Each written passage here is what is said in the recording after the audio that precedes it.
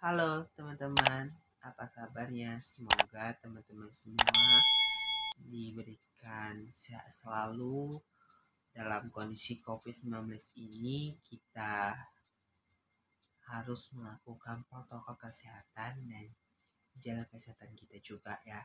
Semoga teman-teman semua yang melihat ini di video YouTube saya ini bisa terinspirasi dan mau mendengarkan apa yang saya pengen. Untuk video kali ini saya mau menjelaskan pada teman-teman tentang investasi dalam persediaan. Sebelum itu, izinkan saya memperkenalkan diri. Nama saya Holy Bimantoro Meraja. Saya dari kelas IPK 4G semester 4 dengan NIM 20050720666. Saya dari jurusan akuntansi, program studi keuangan dan perbankan. Di video kali ini saya mau menjelaskan tentang investasi. Seperti yang saya bilang, investasi dalam persediaan.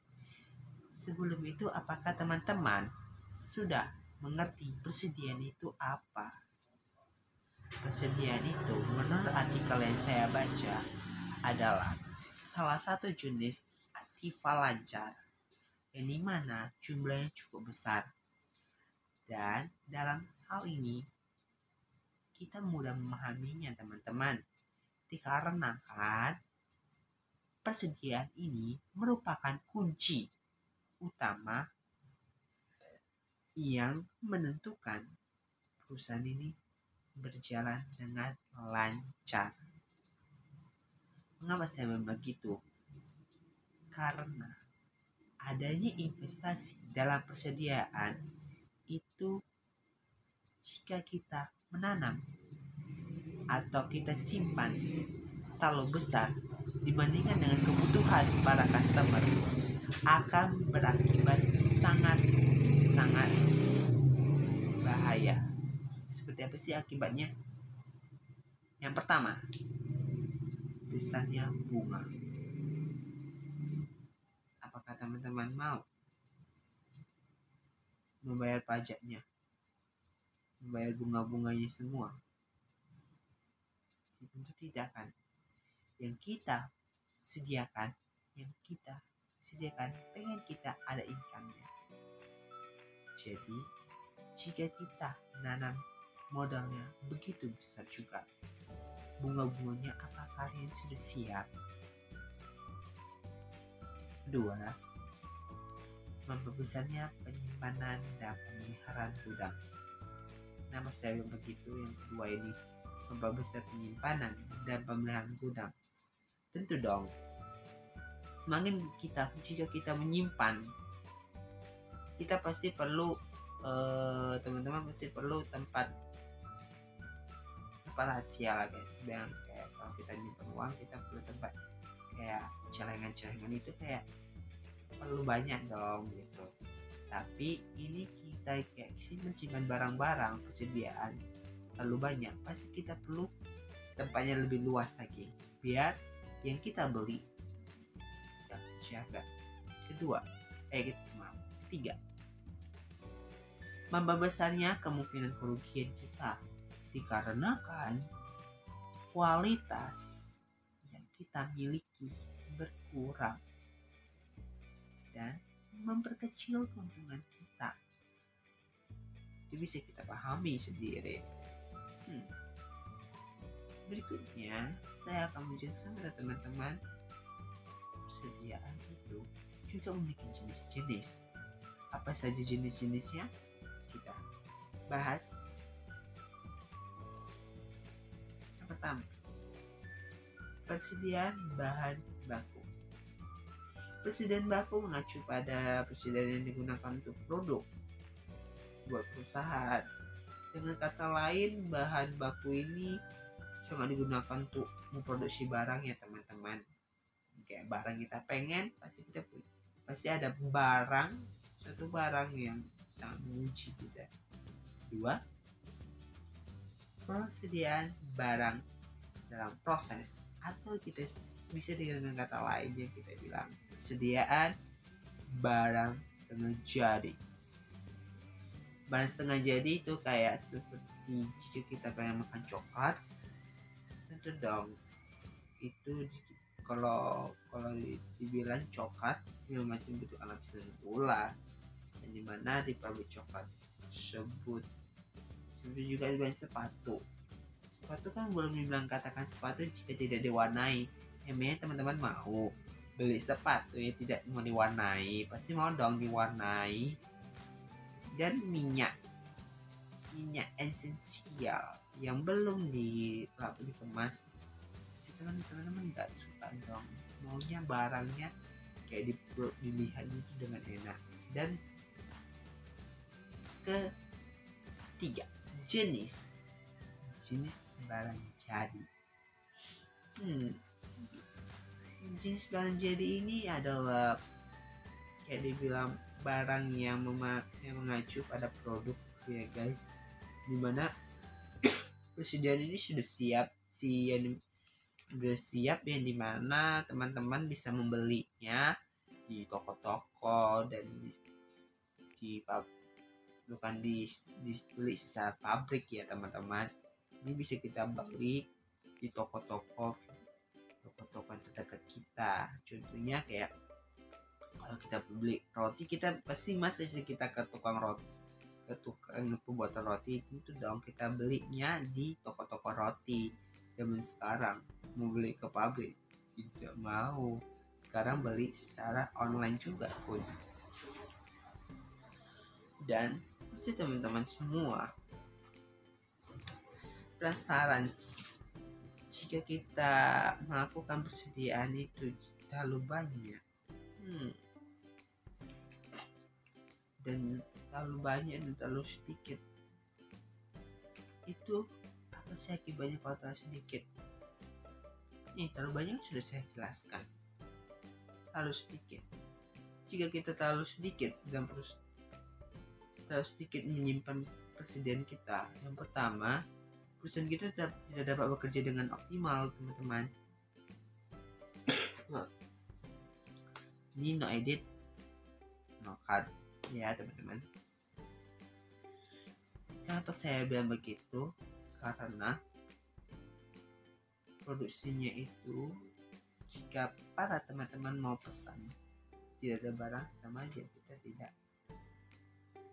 bisa kita dibilang bersalah beneran itu pasti insyaallah atau tidak, gue masih begitu. Kedua, perusahaannya tidak dapat memenuhi kebutuhan keinginan pelanggan dengan pemesanan mereka barangnya secara tiba-tiba. Terus teman-teman tidak mau kan begitu.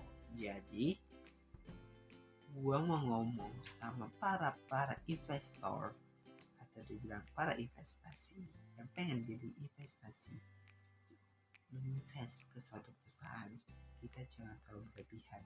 Dan para perusahaan jangan terlalu menyimpan investasi kalian itu terlalu berlebihan atau terlalu sedikit, akan terjadi begitu. Jadi teman-teman harus menggunakan rumus dan punya tekniknya.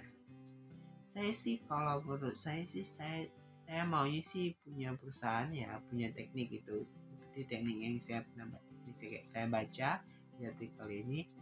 Teknik yang enak itu digunakan itu adalah ekonomi order quality, ekonomi order quantity atau EOQ. Yang saya dapat EOQ itu adalah jumlah pemesanan yang ekonomis dan optimal yang mengakibatkan total persediaan yang paling rendah. Umumnya total biaya dalam persediaan ini terdiri dari dua loh teman-teman. Yang pertama, biaya pensimpanan. Biaya simpan. Biaya simpan itu biaya yang berubah-ubah ya, sesuai dengan besarnya persediaan rata-rata sih. Biaya ini terdiri dari biaya sewa, biaya pemeliharaan, biaya asuransi, dan biaya modal. Kedua, biaya pemesanan. Biaya pesanan adalah biaya berubah sesuai dengan frekuensi dari pemesanan. Biaya ini meliputi dari biaya selama proses persiapan pemesanan, biaya pengiriman pesanan, biaya barang yang dipesan, biaya processing pembayaran, yaitu biaya lagi. Tidak ada dong. Memang tidak ada lagi biayanya. Hanya 2 aja yang saya dapat info dari artikel ini. Yang kita harus ingat, biaya simpan dan biaya pemesanan. Oke?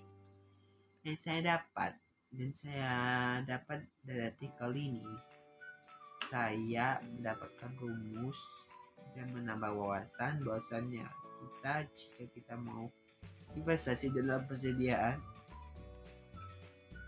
biaya pemesanan itu harus kita pakai rumus ya, bukan biaya pemesanan. Investasi dalam perusahaan, investasi dalam persediaan itu harus kita memakai rumus seperti rumus yang saya dapat. Rumus EOC itu adalah akar kuadrat 2 kali R kali O per C. Saya akan kasih contohnya. Oke teman-teman, berdasarkan rumus yang kita pelajari yang saya dapat dari artikel, bahwasanya rumus EOQ itu adalah 2 kali R kali O per C. Maaf ya kalau saya kurang bisa bagus bikinnya. Maksudnya dari R ini adalah jumlah unit kebutuhan pembeli atau bahan baku dalam satu periode tertentu, atau kita bilang 1 tahun. Kedua, O-nya itu adalah biaya pemesanan setiap kali pemesan, atau kita setiap kali. Jadi jika teman-teman memesan itu kepada saya atau setiap perusahaan, pasti mereka bikin itu biaya pemesanan. Dan C itu biaya penyimpanan persediaan per unit. Itu dikali dengan P kali I, di mana harga pembeli per unit kali I biaya penyimpanan pemeliharaan gudangnya yang dinyatakan dalam 0%. Lanjut, jika kita ada rumus, masa kita tidak bisa melakukan soalnya? Mari kita lanjut dengan soalnya. Contoh soalnya yang seperti saya bikin adalah begini teman-teman. Perusahaan Indah mempunyai data sebagai berikut. Jumlah kebutuhan pembelian bahan baku sebanyak ini teman-teman, sebanyak. Bisa bikin tintanya warna kuning aja. Sebanyak 10.800 unit dalam setahun. Oke. Bisa tandai sama setahun. Berikutnya, biaya pemesanan sebesar 15 kali pemesanan. 15 kali. Kita tandai. Biaya penyimpanan per unit sebesar 0,4. Ini menegah pembeli bahan bakunya kurang 1 per unit biaya penyimpanan dari 40% harga pembelian. Nah, pertanyaannya, yang pertama disuruhnya kita mencari EOQ-nya.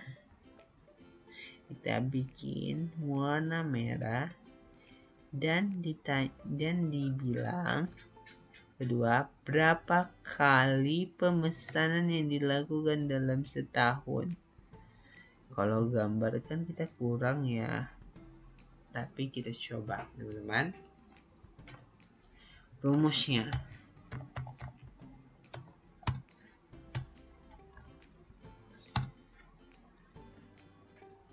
rumusnya. Oke, kita bikin. Maaf ya teman-teman, ini agak lama soalnya jika saya tidak menjelaskan dan cara mengerjakannya, teman-teman sama aja tidak mendapatkan apa yang saya mau. Yang mau saya jelaskan di sini teman-teman paham yang saya kasih video ini. Bukan sekedar saya hanya bikin video, saya mau teman-teman juga paham investasi dan persediaan itu kayak mana dan cara menghitungnya itu kayak mana.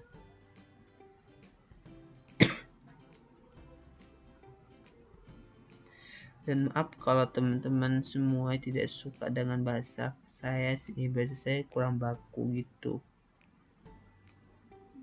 Gimana ya tadi ya? Aduh. Rumus. Kita bikin mana.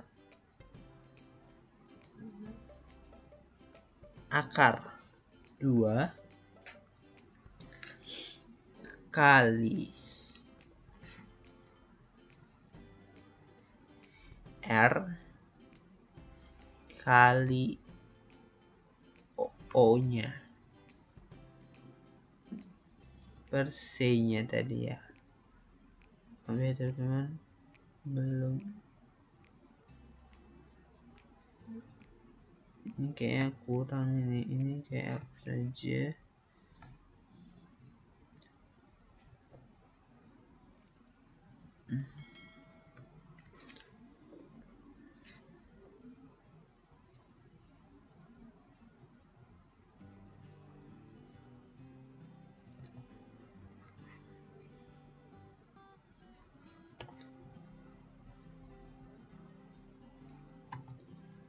Oke.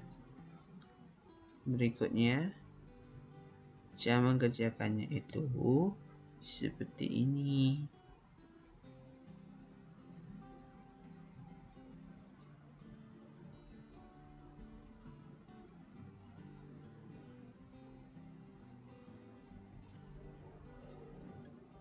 Aduh, maaf ya teman-teman, jadi nanti saya edit.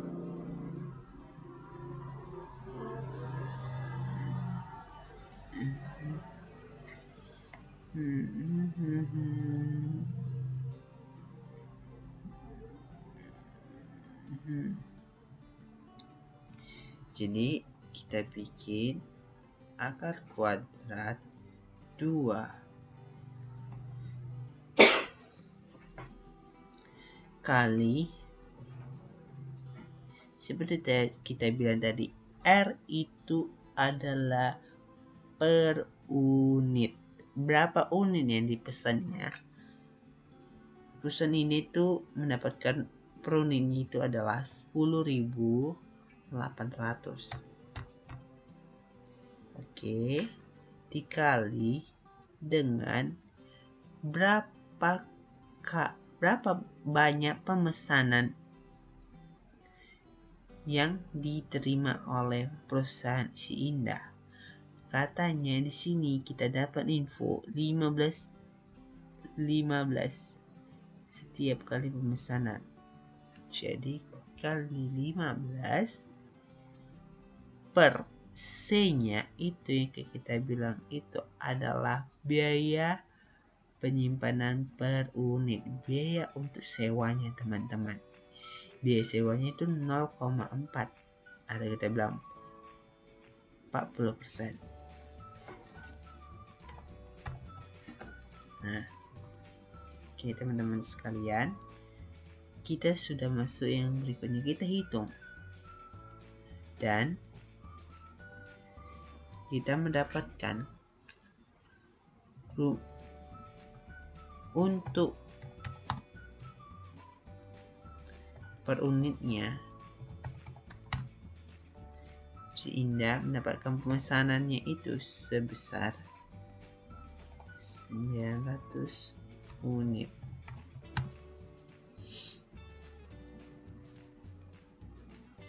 Teman-teman bisa hitung dengan kalkulator benar atau tidak yang saya hitung. Oke. Untuk pertanyaan pertamanya sudah saya jawab.